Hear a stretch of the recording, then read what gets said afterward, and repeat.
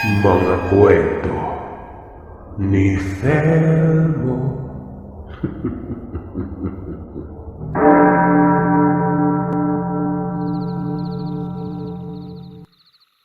Ako po si Dartin. Hindi totoong pangalan. May edad na. Kagaya ng iba ay ako din ay may karanasan. Hindi man nakakatakot pero alam kong lulubag ang loob nyo kapag napakinggan nyo ang kwentong ito. Minsan hindi natin alam na ang nakikita natin mga bagay hindi pala normal. Iniisip natin na parte sila ng realidad. Pero tayo lamang pala ang nakakakita. Hindi sa mata ng iba. Hindi mo na nga alam kung tama ba o mali. At mas lalo pang hindi mo alam kung bakit nagpapakita. Bagay na siyempre isang palaisipan na magbibigay kasagutan sa kung ano ang katotohanan. Tandang-tanda ko noon ang lahat. Ultimong maliit na detalye. Tumatak na talaga sa isip ko. Mga bagay na nailibing na sa diwa ng iba. Pero muling nabuhay o nahalungkat nang dahil sa akin. Tubong summer ako. Pero lumipat kami ng Mindanao noong nag-edad 16 na taong gulang ako. Kakatapos ko pa lamang ng high school. Dito kasi nadistino sa Mindanao ang tatay ko sa pagiging pulis niya. Hindi naman sana nangyari ito kung wala lang inilabag ang tatay ko. Nasangkot ito sa isang katiwalian at ang naging parusa ay ang pagtapon sa malayo. Iwas issue na rin kumaga. Ito pa yung lugar na kung saan namumugad ang sangkatutak na rebelde. Rebelding may magkakaibang prinsipyo at paniniwala. Ang lugar ng Bukidnon. Pero hindi pa tungkol dito ang kwento. Kung hindi pa tungkol sa nakita ko at kung ano ang nakaraan nito. Tahimik akong tao. Mahilig akong makipagkaibigan pero hindi ako madaldal. Yung tipong may gusto lang kasama pero hindi ko naman kinakausap. Sa bahay naman ay ako lamang ang laging naiiwan kasama ng maliit kong kapatid. Lalo na noong magkaroon kami ng pwesto sa bayan. Sumasideline kasi ng paninda itong nanay ko. Alam naman natin na maliit lang talaga ang sahod ng pulis. Kung minsan sumasapat pero madalas ay kinukulang at umaasa sa utang. Huwag niyong itanggi yan kung may pulis man ditong nakikinig. Totoo yan at alam kong nararanasan niyo yan. Siyempre ito yung mga panahon na noong mga dekada pa'y nakaraan gaya ng nabanggit ko. Panininda ng kung ano-anong prutas ang pinagkakaabala ng nanay ko. Yung tatay ko naman, araw-araw wala. Gabi ko lang nakikita. Itago na lamang natin sila sa mga pangalang Tatay June at Nanay Rosalie. Habang ang kapatid ko naman na nag-iedad 8 taong gulang pa lamang noon. Bunso na lang. Lalaki siya na ubod ng pilyo. Kung ano ako ay kabaliktaran naman itong kapatid ko. Sumasakit nga ang ulo ko sa kanya minsan. Masarap isilid sa sako tapos pausukan. Ako, pansamantalang nagpahinga muna sa eskwela at sa susunod na taon na lamang magpapatuloy sa kolehiyo. May kaanak naman kami sa lugar. Kaya nga dito napili ng tatay ko na tumira dahil may kapatid siya dito. Pero namatay na yon. Ang naiwan na lamang ay ang asawa at ang mga pinsan ko. Ito ay mga kaibigan ko kaso hindi naman kami madalas nagkakasama. Tumutulong kasi sila sa nanay nila sa pagtitinda doon sa bayan, na kung saan naman prutas at gulay ang nakaparada. Ito ding asawa ng kapatid ng tatay ko ang dahilan kung bakit nagbebenta na ng kaparehang produkto si nanay. Magkakatabi lamang din sila ng tindahan. Hindi naman ako pinapasama doon kasi nga wala nang mag-aasikaso sa kapatid ko. Nag-aaral ito. Yung lugar marami namang bahay. Ang ilan pa nga dito ay malalaki. Lalo na yung malapit sa amin. Medyo nakakatakot nga lang gawa ng Laging madilim yung bahay na yon. Pero alam kong may nakatira. Siguro, mga 10 metro lang ata ang layo nun sa amin. Hindi ko inaasahan na may dalaga pala doon. Samantalang ang lagi ko namang nakikita ay yung isang ubod ng tandang babae, pati yung katiwala. Noon ko lang nalaman ito nang mag-iisang taon na kami. Nagulat nga ako eh. Pero hindi naman ako nakiusisa kasi nga nahihiya ako noon. Maganda ang dalaga. Mahaba ang nakalugay niyang buhok. Timbang na timbang ang mga mata. Ilong at labis sa maliit niyang mukha noon. Balingkinitan din ang katawan niya. Mabilis nga ako nagka-crush dito. Palangiti tapos lagi ko siyang nakikita sa may likod. Kung saan naman hardin nila yon. Nakaupo lang sa may bangko tapos nakatingin sa malayo. Nakatanaw lamang ako sa kanya mula sa bintan ng silid namin ng kapatid ko. O hindi naman kaya sa kusina. Ito kasing bahay namin doon. Bungalow na isang palapag lang. Sapat lang talaga para sa amin. May 2 silid tapos tamang laki ng sala. May biranda din na kung saan naman ilang distansya na lamang kalsada na. Habang itong tirahan naman ng dalagang nakikita ko doon 2 palapag. Lumang klase ng bahay. Kalahati semento at sa ikalawang palapag ay kahoy na. Meron din silang biranda at malawak yon. Hindi kalaunan ay nakausap ko ang dalaga. Itago natin siya sa pangalang Kitana. Dito ko napansin na mas maganda pala siya sa malapitan. Malumanay pa magsalita. Yung tipong kikiligin ka talaga.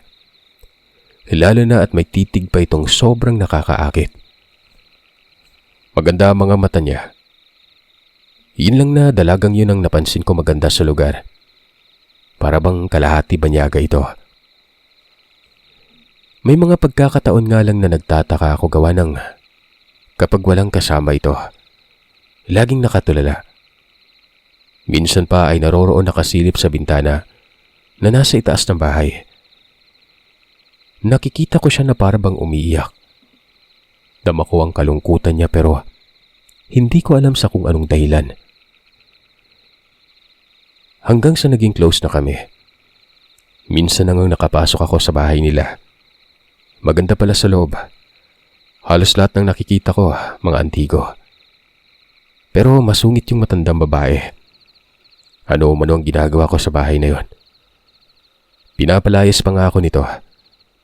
Maging yung katiwala ganun din yung ginagawa. Medyo pangit ang ugali nila. Naisip ko tuloy na baka itong problema ni Kitana na lagi siyang pinapagalitan.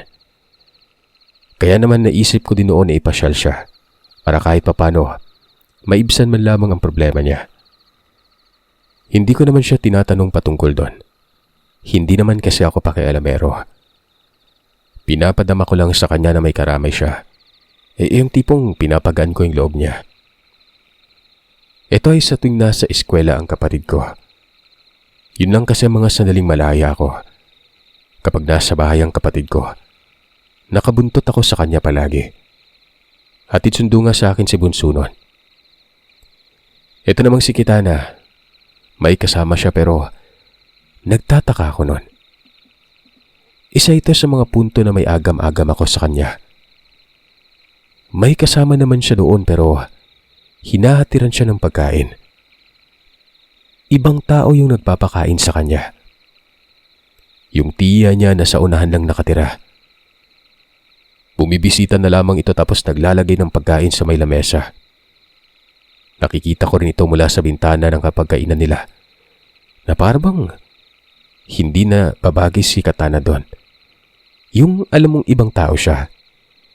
Yung hindi siya pinapansin o iba yung mundo niya kumpara doon sa matanda at sa katiwala.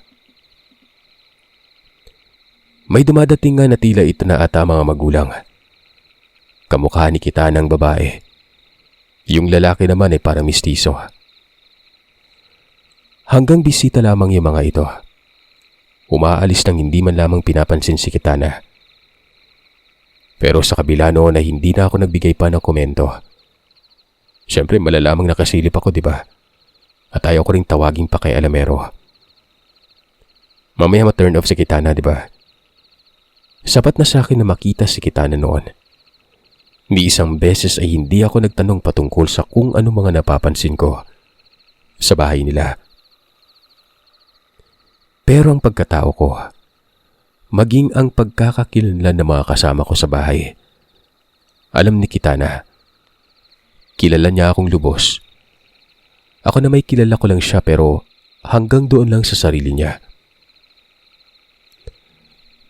Isang beses noon, nasagot ko itong matandang babae. Hindi na ako nakatiis sa ugali nito. Ikaw ba naman yung bulyawan? Napadaan lang ako tapos napasilip sa sala nila eh. Sinigawan na ako noon. Umalis daw ako at huwag magpapakita sa bahay nila. Kaya sinabi kong sobrang sungit niya. Wala naman akong ginagawa. Pagka-uwi ko naman, nakabungad ang kapatid ko sa may biranda namin. Nakasimangot yung mukha nito. Alam kong nakita niya yung nangyari, kaya sinabi ko na lamang na nakipagsagutan ako sa matanda. Saan? Saan ang matanda? Tanong niya sa akin na nagpataka naman sa akin noon. Nasa bulwagan kasi yon tapos hindi niya nakita. Kaya sinabi kong naririyan lang. Tinuro ko pa nga ito pero umiling ang kapatid ko. Alam niyo yung senyas ng daliri? Yun bang pinapaikot-ikot sa tenga banda? Yun ang ginawa ng kapatid ko habang nakatitig ito sa akin. Nakutusan ko talaga siya noon.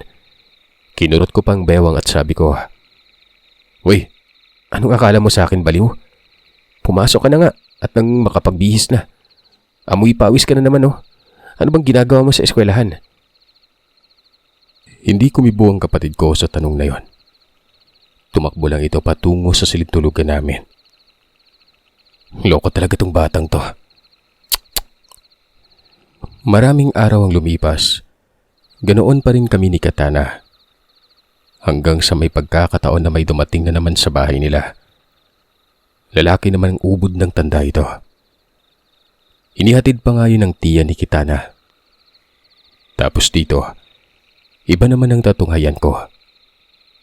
Kung yung mga kasama niya sa bahay ay walang paki kay Kitana, ang lalaking matandang ito ay nakita kong kausap niya. Sa isip-isip ko ay lolo niya ata ito. Tapos ito lang ang may mabuting ugali. Pero yung pag-uusap naman na yun ay saglit lang. Nakita ko lang yung mga reaksyon ng mukha at kilos. Pero ang pinag-uusapan hindi.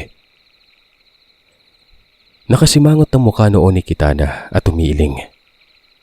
Ito namang matanda. Para bang namimilit. Hanggang sa umalis din yon. Parang gusto ko nang manghimasok, Sir Seth. Yung tipong binabagabag na kasi ako ng gusto nun. Gusto kong alamin kung ano ba talaga ang problema. Pero wala talaga akong lakas ng loob. Hanggang balak lang pero hindi ko ito naitutuloy. Nung bumisita ang isa sa mga pinsan ko na pangalanan nating Estela, kinausap ko siya. Patungkol ito sa kung ano bang meron sa kapitbahay namin. Total, sila naman ang lumad na taga roon ay baka may idea ito. Napatanong si Estela kung bakit ko ito natanong sa kanya. Sinabi kong kaibigan ko kasi yung babae dyan, na para bang may malaking problema. Tinanong ko kung ano ba ang kasaysayan ng bahay na yon. Anong kaibigan? Babae? Saan dyan? Hoy Dartin, iwas-iwasan mong lumapit sa bahay na yan ha. Hindi mo alam kung anong meron dyan. Ano bang pinagsasabi mo, Stella? Anong iwasan? Kapitbahay nga tapos iiwasan. Tsaka kaibigan ko yung babae na naririyan. Ang ganda nga niya eh. Huwag ka nang maraming sinasabi pa. Lahat ng mga nakatira dito, natatakot sa bahay na yan. Hayaan mo na kung anumang nakikita mo dyan. Huwag mong papansinin. Basta delikado dyan. Nakaramdam ako ng pagkabanas nun. Hindi ko alam kung matinubay itong si Estela o hindi. Pagkatapos pa nitong magsalita sumakto namang dumating ang nanay ko. May inabot lang siyang pera at umalis na kaagad. Nanghiram siguro ng pera si nanay nun. Napapamura talaga ako. Mas binagabag tuloy ako. Hindi ko naman kaanak si Kitana. Hanggang kapitbahay lang. Pero bakit ang lakas ng epekto niya sa akin? Basta, ang gulo. Ultimo pagtulog ko, hindi ako napapakali. Lalo na kapag naaalala ko si Kitana at ang kalagayan nito doon. Sa kabila ng lahat, nagtuloy-tuloy pa rin ang pagkakaibigan namin ni Kitana. Pero, hindi ko talaga magawang magtanong patungkol sa kanya. Hindi ko alam. Siguro, may masasabi sa akin ang ibang nakikinig dito. Pero, yun po talaga ang nangyari. Hindi ko mawari kung nahihiya lamang ba ako o sadyang may nagtutulak sa akin na huwag sabihin ito o huwag talagang magtanong kay Kitana. Kahit sa likod ng matinding pagkabagabag, nanatili pa rin akong lihim sa kanya. Yung tipong nasa bibig ko na talaga na animoy, mamumutawi na ito ilang saglit lang. Pero kapag natitigan ako ni Kitana, ay nagbabago ang takbo ng diwa ko noon. Hanggang sa noong naburyong na talaga ako, naganap ako na makausap. Wala akong ibang naiisip noon kung hindi itong animal na si Bunso. May kamalayan na rin naman kasi ito. Ito na lang yung gagamitin ko. Total, bungis-ngis naman itong si Bunso eh. Makulit at talagang sakit sa ulo. Siguro, mapapansin o masasabihan ko naman si Kitana gamit nitong Bunso ko na ito. Alam ko namang nakikinig din siya ngayon, Sir Seth. Lalo na kapag na-upload ba ito. Sabi ko sa kanya, meron akong kaibigan dyan sa kabila. Yung babae na maganda. Tapos parang bilanggo ito dahil walang pakialam sa kanya ang mga kasama sa bahay. Yung babae? Yung laging nakasilip sa bintana? Tapos yung lagi ding nasa likod? Nakakatakot naman yung babae yun, kuya eh. Nagagandahan ka doon? Parang may saltik ka na. May gamot ba sa sakit na yan? Nung isang araw sabi mo may kausap ka. Eh wala naman. Maganda yung babae, Bunso. Bukas wala ka namang klase, di ba? Ipapakilala kita sa kanya. Tsaka ano may saltik? Nakikita mo ba tong kamao ko ha? Hilot talaga yung aabutin mo kapag nasuntok kita. May kausap nga ako doon nung nakaraan. Eh, baka ikaw yung may sakit, Bunso ha? Ipasuri kaya natin yung mata mo. Wala ka talaga kausap ng kuya. Yung babae nakikita ko, pero natatakot ako sa kanya.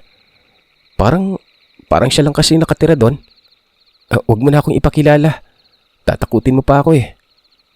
Kinabukasan umaga pa lang. Saktong pag-alis ng mga magulang namin. Hinatak ko mga kamay niya habang nakahiga noon. Yung rekta bangon ma. Nagpupungas pa ito na para bang naalimpungatan. Tinitigan ako at bumalik sa pagkahiga pero binuhat ko siya at dinala sa banyo at binuhusan ko kaagad ng tubig noon. Niligo ko ito. Nakatulala pa na tila yung diwa niya lumulutang pa siguro at nagtataka. Ito naman ang lagi kong ginagawa sa kanya. Sobrang tamad kasi nito. Napakatagal gumising. Kapag tinawag, sisilip lang sa pinto tapos babalik sa pagkakatulog. Tatawagin ko ulit tapos tutugon naman ito na lalabas na ito. Pero nakahiga pa rin. Kaya naman binubuhat ko talaga tapos hinuhubaran at buhos kagad ng tubig noon. Nagaya pa nga minsan ng suntukan eh. Kala mo malaking tao na. Galit na galit. Sabi ko naman, late na siya sa klase. Ayun na nga at ganun din ang ginawa ko sa kanya. Wala namang klase kuya eh. Walang hiya naman oh. Isusumbong kita kay nanay. Pinagtitripan mo ako eh. Aalis tayo di ba? Ano bang sabi ko kahapon? Ipapakilala kita kay Kitana. Nasabihan ko na siya na magkita kami sa may ilog at isasama ko yung kapatid ko. Oh, tapusin mo na yung pagsabon mo sa ano mo. Eh, lit-lit niya no? Malaki ka na no? Di ka ba nahiya sa akin? Walang ano-anong ginuyod ko talaga siya matapos noong makaagahan. Nagpupumiglas pa ito na waribay lumalabas na akong kidnapper noon. Sinuntok niya ang tagiliran ko. Pero naiinda ko naman. Noong makarating kami sa may ilog banda, inilapag ko na siya. Tapos hawak ko ang batok niya. Kako, huwag siyang aalis. Isa-salvage ko talaga siya noon. Natatawa pa ako noon gawa ng itong kapatid ko. Galit na galit. Hindi naman siya sumisigaw. Sa mga puntong yun ay naroroon na si Kitana. Tinuro ko na ito sa kapatid ko. Nasa malapit lamang ang babae. Saan yung nakakatakot yun, bunso? Saan? Tumingin ka sa kanya, oh. Ba't tumakbo pa? Ay nako, nakatakas. Pasensya na, Katana. Parang white lady yan, kuya. Sino bang hindi matatakot? Isusumbong talaga kita kay nanay. Tawang-tawa si Kitana nun. Para din naman kasing kung ano itong si Kitana dahil sa suot niya. Maputi siya tapos nakasayang na puti pa. Sabi ko na lamang sa kanya na ipagpasensya niya na lamang yon. Matatakotin kasi talaga ito. Tsaka baka naninibago sa mga tao, lalo na't hindi pa kami matagal nakatira doon. Ay naman dito kay Kitana. Ayos lang, walang problema. Naaaliw pa nga umano siya sa kapatid ko. Hindi ko alam pero biglang napatanong sa akin si Kitana kung may problema ba ako noon. Napapansin niya kasing parati umano akong balisa. Lalo na itong mga nagdaang araw. Tapos nagsisisigaw pa daw ako noon sa harap ng bahay nila. Hindi kagad ako nakapagsalita noon. Napansin niya palang pagsasagutan namin ng matandang babae. Pero ito yung nagbukas sa akin para mapakawalan ko ang mga katanungang bumabagabag sa isip ko noon. Kumbaga, siya na mismong naglikha ng tulay para dumating ako doon. Dumating sa punto na makikialam na ako. Kaya naman sinabi ko sa kanya ang obserbasyon ko noon. Kako, bakit walang pumapansin sa kanya doon sa bahay? May ilan akong nakikita mga nakakasalamuhan niya. Pero yung mismong mga kasama niya, maging yung sa tingin ko mga magulang niya, walang paki nun. Alam niyo ba, matapos kong magsalita nun, natulala si Kitana. Unti-unting nagbago ang tono ng mukha niya. Hanggang sa napaupo ito sa may damuhan. Pagkatapos ay humagulgol ng iyak yon. Hinapuap ko naman ang kanyang likuran. Pero bigla na lamang itong yumakap sa akin. Ano ba talagang problema?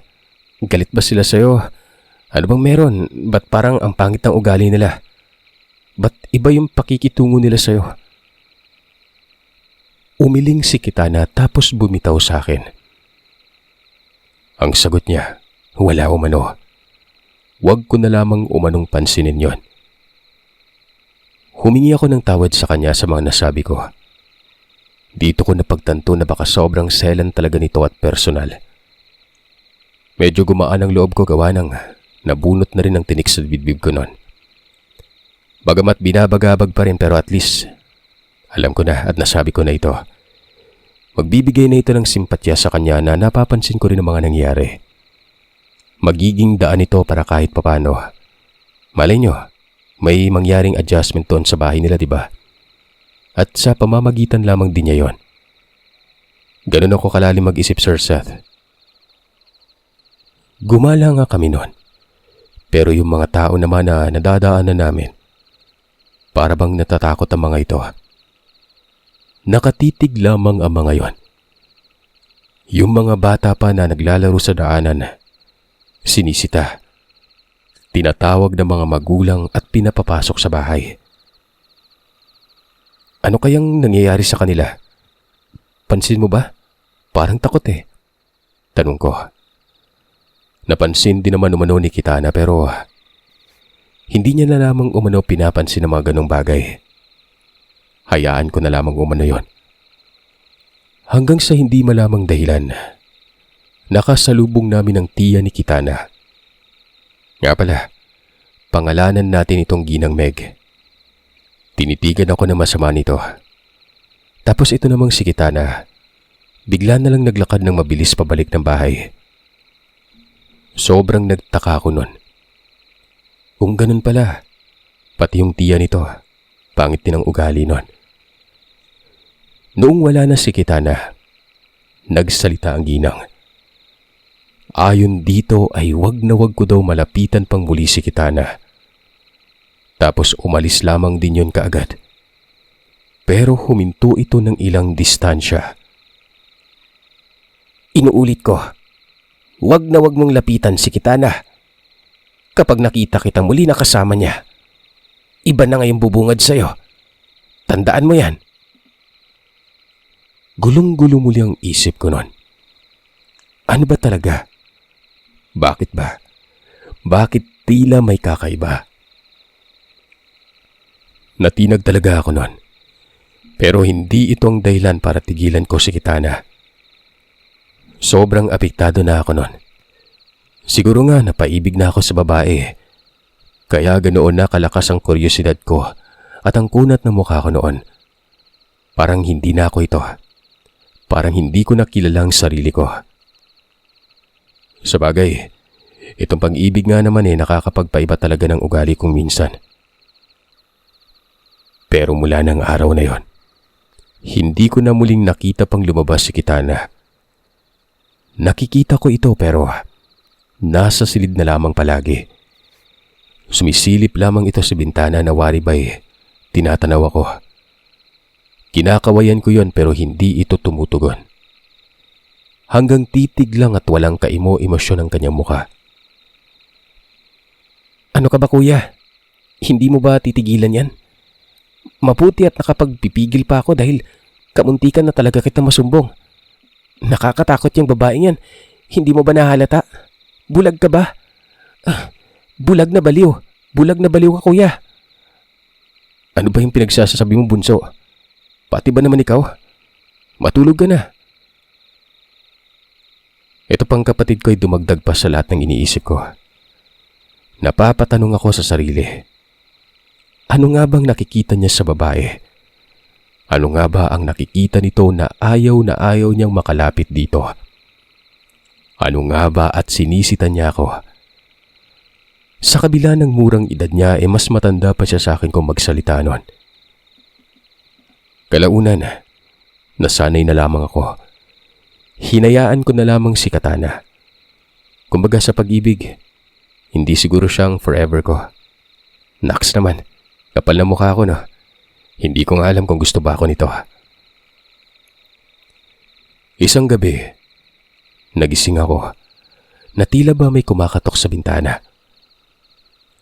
Pagsipat ko naman, naroroon si Kitana.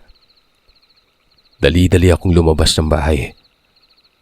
Pagkalabas ko ay naroroon na siya sa may likuran. Nakaupo sa may bermuda. Sa gilid lamang din ito na natatapat naman sa hardin nila.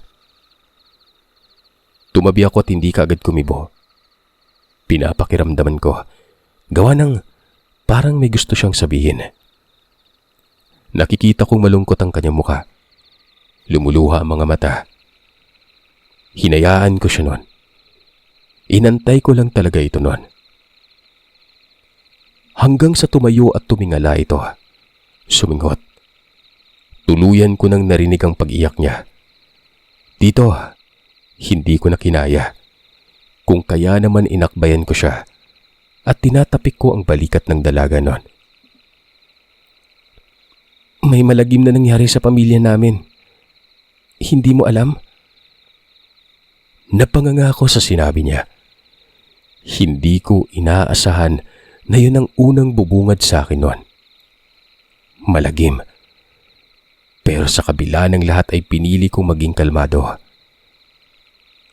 Hindi ko alam eh. Hindi naman kasi ako mahilig makipagkaibigan. Tapos, minsan ko lang din makausap yung mga magulang ko.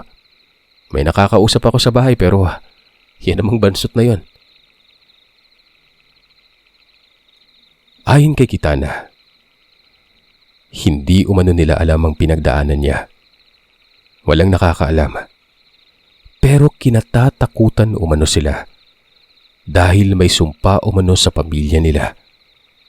Pero hindi naman umano totoo yun. Sobrang selan na talaga nun. Bagay na hindi talaga ako sumabat. Hinayaan ko siyang magpatuloy sa pagsasalita.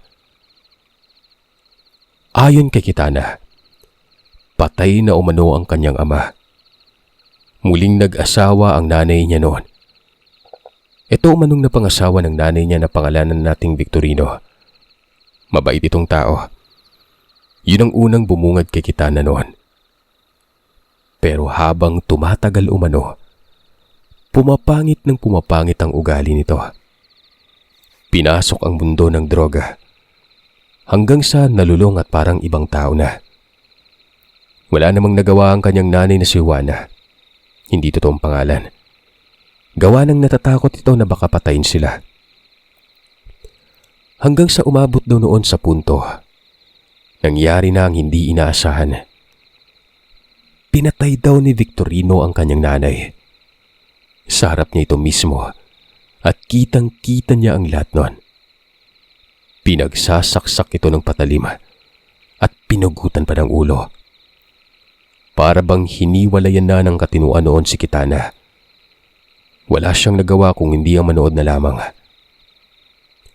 Matapos umano ng pangyayaring yon, lumapit sa kanya si Victorino. Hinalay siya nito. Ginahasa, nilapastanganan ang kanyang pagkababae.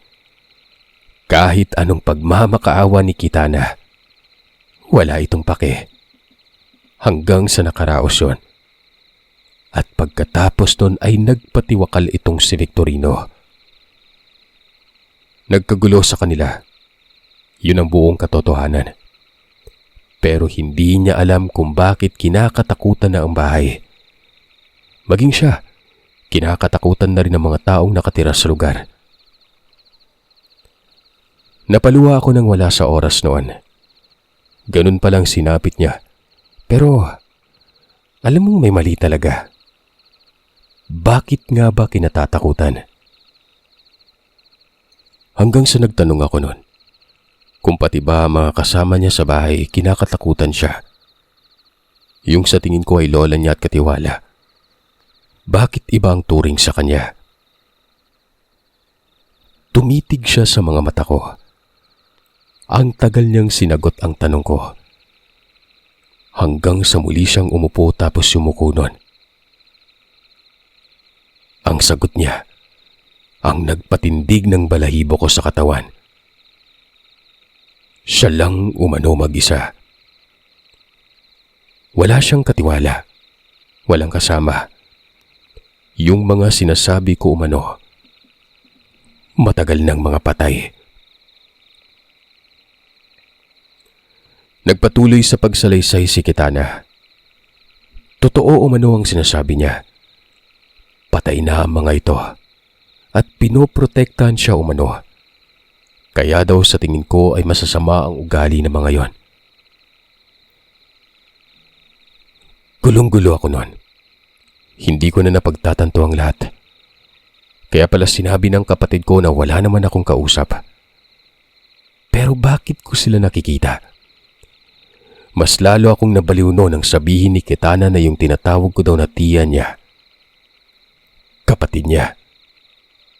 Ano? Si Ginang Meg, kapatid mo? Ano to? Totoo ba talaga yung mga sinasabi mo, Kitana? Ang sagot ni Kitana ay hindi niya na umano uulitin pa. Muli niya akong tinanong na nakikita ko pala yung mga kasama niya sa bahay. Nakita ko rin ba umano ang totoo niyang tatay na kasama ng kanyang ina noon? Mga patay na umano yon. Pero yung matandang lalaki, yung ubod ng tanda, patay na rin ba yon? Yung nakausap mo? Nakita ko pa nga eh. Ay naman kay Kitana, buhay pa daw yon. Hindi yun patay. At katulad ko ay nakikita din noon ang kung sino ang mga kasama niya sa bahay. So bali ang buhay lang doon si Kitana, yung lolo niya at kapatid. Yun ang kabuang pagkakaintindi ko at malinaw na malinaw ito. Pero bakit kinakatakutan ng babae? bakit kinakatakutan si Kitana na ultimong ang kapatid ko takot sa kanya. Tinanong ko talaga yon. Hindi niya naman masagot kasi maging siya, hindi niya alam kung bakit kinatatakutan siya. Sa isip ko baka mangkukulam. Ganun. Baka mangkukulam ito at siya ang napagbintangan sa pagkamatay ng nanay niya. Siya lang naman yung buhay dun eh. Siguro itong kapatid niyang si Ginang Meg. Panganay at malayo ang agot nila sa edad. At dahil nakapag-asawa na ito kung kaya wala ito sa krimeng naganap noon. Niyakap ko na lamang si Kitana. Yumakap naman siya sa akin. Hinalikan ako nito, Sir Seth. Hindi sa pisngi. Sa labi ko talaga. Na siya namang nagtunaw sa makabasag ulong pagkabagabag ko noon. So yun pala no.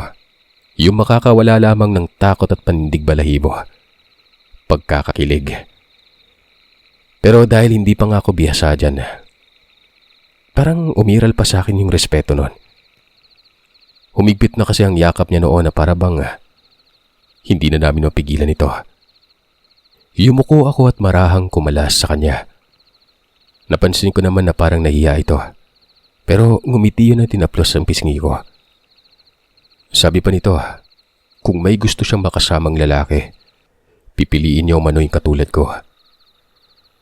Muli siyang yumakap at may pahabol na salita bago umalis noon. Kasintahan ko na daw siya kahit hindi pa ako nangliligaw. Napanganga talaga ako noon habang nakabuntot ng tingin sa kanya. Sabi ko sa sarili ko, kung sa bagay naman, ano pang tawag sa halik na yun, di ba? Sa kabila ng nalaman ko sa kanya, natuwa na ako pagkatapos noon. Naiisip ko ng kinabukasan ko. Napakaganda ng magiging asawa ko. Napapailing na lamang ako noon. Wala na akong pake sa madilim niyang nakaraan. Yung pag-ibig na to, walang umanong makakatibag. Ilang araw pang lumipas, hindi pa rin siya lumalabas ng bahay. Ako naman noon ay kating-kati nang makausap siya. Lalo na't may malalim na kaming ugnayan. Na tila ba kinalimutan ko na mga bagay, lalo na yung mga sinabi sa akin ni Ginang Meg. Sa sobrang miss ko noon si Kitana, pinasok ko ang loob ng bahay nila. Bukas naman ang pinto. Isang tulak ko lang yon. Nagpapalinga-linga pa ako at baka may nakamasid sa akin sa loob man o labas ng bahay. Lalo na ang kapatid kong si Bunso. Wala pa namang klase nun kasi nga bakasyon na. Isa din sa inaalala ko ay baka maaktuhan ako ni Ginang Meg nun. Hindi ko na nakita yung matanda at katiwala. Bagay na totoo ang mga sinabi ni Kitana. Patay na nga ang mga ito. At kaluluwa na lamang ang mga yon. Nang makasiguro kong wala talagang sniper, pumanik na ako ng hagdan. Medyo marumi na rin ang iniisip ko. Pero nang makarating naman ako sa itaas, walang tao sa silid niya. Ni isang gamit, wala eh. Bakante. Iniisip ko na baka nasa kabilang silid lang. 3 ang silid doon sa may itaas. Ang sunod na silid noon, nakasara. May kandado pa. Kaya alam kong walang tao sa loob. Maliban na lamang doon sa nakabungad sa may harap gawa ng bukas yon. Para pa akong tikling na naglalakad. Hindi sumasayad yung sakong ko. Ingat na ingat ako sa paglangit-ngit ng sahig noon. So sorpresahin ko sana si Kitana noon pero nang makarating ako doon, walang tao. Wala si Kitana. May mga gamit dito. Tingin ko ay lumipat ng silid at ito na yung silid na nilipatan niya. Pero ayun nga, ang nakapagtataka, papanong walang tao? Baka nakatago siguro. Hinagilap ko talaga nun. Pero wala akong Kitana na nakita. Sobrang nagtaka talaga ako nun, Sir Seth. Dahil alam ko namang naroroon si Kitana. Nakita ko kasi siya noon habang nag-aagahan ako. Pero bakit wala? Iniisip ko na lamang na baka nalingat ako at lumabas yun pero ang tanong, paanong lumabas yun na nagkataon pa talagang bumisita ako? na alam ko namang hindi na talaga naglalabas ng bahay ito. Hanggang sa nakita ko sa bintana si Ginang Meg na paparating. Walang ano-anong sirit kaagad ako ng takbo nun. Nagkukumawag ako sa may hagdan. Doon ako sa bintana dumaan na nakatapat naman sa bahay namin. Akala ko, hindi ako napansin nun. Pero mali ako. Maya-maya ay biglang may kumatok sa pinto. Pagkabukas ko dito ay bumungad sa akin si Ginang Meg. Pinagalitan ako nun. Habang nangyayari naman ito, yung kapatid ko ay nasa tabi ko lang. Hindi mo ba narinig ng maayos ang mga sinabi ko sa'yo? Ilayuan mo si Kitana. Ba't bang tigas ng ulo mo? Pasensya na po. Kaibigan ko siya. Ramdam ko na gusto niya ng kausap. Tsaka, kami na po. Ano? Paano kasintahan? Nababaliw ka ba? Hindi mo alam ang ginagawa mo. Hindi mo alam ang nangyari sa kanya. Hindi ka ba nagtataka? Natatakot ang mga tao dito sa kanya. Maging sa'yo, takot na din ang mga tao. Dahil alam nila na ang kasama mo si Kitana. Hindi lang ikaw, iho. May iba pa bukod sa'yo. Magbihis ka. Sumama ka sa akin. Dali. Ikaw, Bansot. Anong tinititig mo dyan? Sumama ka na din. Parang parehas lang naman kayo ng kapatid mo. Makukulit. Sige na. Magbihis ka na at baka matuli pa kita. Nadamay pa yung bunso ko nun. Nataranta talaga ito. Tumakbo at yumakap sa paa ko nun. Sinabi nitong isama daw siya at baka may kung anong gawin sa kanya si Ginang Meg. Ang pangit pa naman umano ng ugali nun. Kulit mo ha. Duduro-duro ka pa sa akin. Tara na, magbihis ka din. Oh, huwag mong sabihin na ako pa'y magbibihis sa'yo ha. Saan kaya tayo dadalhin ng ginang no? Matapos kong makapagbihis, pati ang bunso namin, dali-dali na kaming umalis. Sumakay kami ng tricycle. Nagtatanong ako kay Ginang Meg kung saan niya kami dadalhin pero hindi ito nagsasalita. Pero sa mga puntong yon, hindi na ito galit. Yun bang parang napakalungkot na mukha niya. Nilid na mga luha niya sa mata. Nung makababa kami ng tricycle, tinitigan niya ako at niyakap nun. Gulat na gulat ako syempre. Mahina siyang nanghingi ng tawad. Pasensya na umano kung ganun. Kasi nga, natatakot lamang daw siya at baka may mangyari sa akin. Ito namang kapatid ko ay nakasimangot na mukha na para bang naguguluhan nun. Ayos lang po, Ginang Meg. Huwag mo nang isipin po yun. Kilala ko na si Kitana. Alam ko na yung nangyari sa kanya. May pinagdadaanan siya. Alam ko ding kapatid ka niya. Pinatay ng stepfather niyo yung nanay niyo. Tapos hinalay siya noon. Tapos nagpatiwakal naman yung humalay. Hindi nakapagtatakang alam mo yon. Pero may kulang sa dapat mong malaman. Para na rin matauhan ka. Dahil ayaw kong mangyari sa iyo ang nangyari sa lalaki na minsang nakasama ni Kitana. Nagpatiwakal yon. Nalaman niya ang lahat pero huli na. Sobra sigurong nasaktan yon dahil nga napaibig talaga kay Kitana ng husto. Sobrang lakas sumatak ng pag-ibig ni Kitana. Siguro ay uhaw sa pagmamahal. Siguro ay dahil hindi niya naranasan ito noon at gusto niyang madaanan kahit papaano. Ano pong ibig niyong sabihin? Hindi ko po kayo maintindihan. Pero sa kabila ng tanong ko na yon, hindi niya ako sinagot. Sumenyas ito ng tango at naglakad. Sumunod naman kami ni Bunso sa kanya noon. Hanggang sa nakita ko sa unahan, isang sementeryo. Tama kayo ng narinig. Lumakas ng lumakas ang pagkabog ng dibdib ko. Para bang alam ko na makikita ko noon. Nakarating kami sa pinakadulo. Natapat kami sa isang puntod na may larawan. Larawan ni Kitana. Laking-laki ang mga mata ko.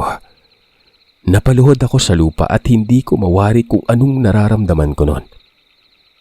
Takot ba? kalungkutan, iba pa. Basta, hindi ko alam. Pero namamayani ang sobrang sakit nun. Parang dinurog ang puso ko. Katabi ng puntod na yun ang nanay niya. Kahit sobrang luma na ng larawan, hindi ako pwedeng magkamali. Si Kitana yon. Ayon kay Ginang Meg, 15 taon na ang nakalipas. Tama umano si Kitana sa mga ikinuwento nito sa akin. Pero bago pa nagpatiwakalang stepfather nila, pinatay siya. Pinugutan umano siya ng ulo. Patay na umano si Kitana. Dapat nung una pa lamang umano, nang makaramdam siya ng kakaiba sa akin, sinita niya na dapat umano ako. Pero natakot naman siya gawa ng pulis umano si tatay.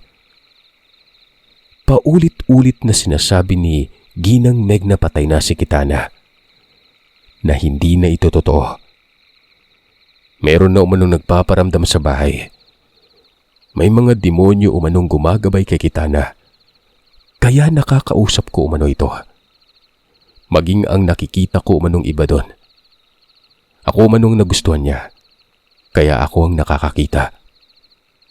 Ito umano ang kinatatakutan ng mga tao, dahil laging nagpaparamdam umano yung kapatid niya. Hindi nila nakikita si Kitana pero alam mo umano nila na kasama ko yon. Lagi kasi umano akong tumatambay doon sa likod ng bahay na may kausap. Wala lang umanong sigurong naglakas loob na sumita sa akin noon kasi nga baguhan pa ako. At isa nga din sa dahilan, pulis yung tatay ko noon. Bumuntong hininga ako. Napakalalim ng buntong hininga na yon. Tumango. Yumakap kay Ginang Meg. Sabi ko, siguro nga igutom sa buhay si Kitana, na gusto niya pang maranasan ang naranasan ng buhay. Pero pinaintindi ko na minahal ko talaga ito. Pero hindi ako katulad nung nauna sa akin kaya huwag siyang mag-alala. Nga pala, ano po bang dinadala mo dun sa bahay? Ba't parang hinahatiran mo sila ng pagkain? Ay naman kay Ginang Meg, mahal niya umano yung kapatid niya. Noon pa man, siya na umano ang tagapakain sa kanya. Kaya umano hindi siya tumigil noon kahit napatay na ito. Siya ang umaasikaso gaya ng ginagawa ko umano sa bunso namin noon. Kahit na malaki na siya, inaasikaso niya pa rin. Yun ay dahil sa mahal na mahal niya si Kitana. Kahit na patay na ito. Ultimong siya umano ay hindi niya tanggap ang nangyari. Kapag nagpaparamdam umano itong si Kitana ay naiiyak na lamang itong si Ginang Meg. Nung pinagalitan niya umano ako, umiiyak siya noon habang papauwi ng bahay. Ayaw niya kasi umanong saktan si Kitana. Pero wala siyang ibang magagawa noon gawa ng hindi umano magiging maganda sa akin kapag tumagal ang ganong senaryo. Ikaw bansot ka. Mahalin mo yung kuya mo ha. Huwag mo siyang sasagot-sagutin. Opo Ginang Meg, mahal ko naman talaga si kuya. Mahal niya rin ako. Pero minsan po nasobrahan kasi nga kahit parang lalagnatin ako, nililigo niya ako. Sa gitna na makabagbag damdamin na yon ay nabasag pa ng katatawanan. Pero matapos nun, hindi na nagpakita pa sa akin si Kitana. Ultimong yung mga kasama niyang iba sa bahay, hindi din. Sa isip-isip ko siguro, sapat na yun para sa kanya. Kaya pinili niyang tanggapin ang lahat. Masaya ako pero may parte ding malungkot. Hindi kasi ako kaagad nakamove on nun. Ito na ang ibig ipahiwatig ng talinghaga sa nauna kong talata. Isang palaisipan na bagay lang din na isinama ko kayo. Palaisipang unti-unting nagkaroon ng kasagutan. Para na rin mabuhay ang totoong kwento ko. Lahat ng naranasan ko ng mga panahon na yon, dahil lang sa malagim na sinapit nitong kapitbahay namin na ito.